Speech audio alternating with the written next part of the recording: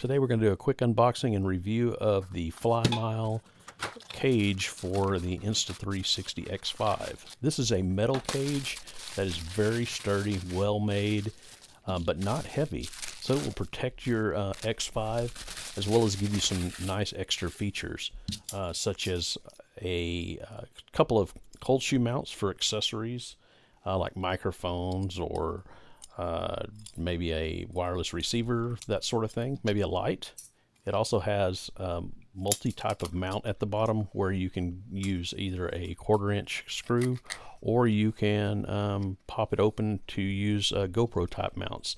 It includes a cover for your lenses as well that goes right over the top, and it's meant to fit right along with that cage, which some of them don't work with the cage, so this one's included, which is really nice.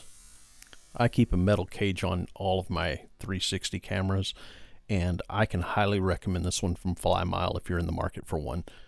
Definitely check it out.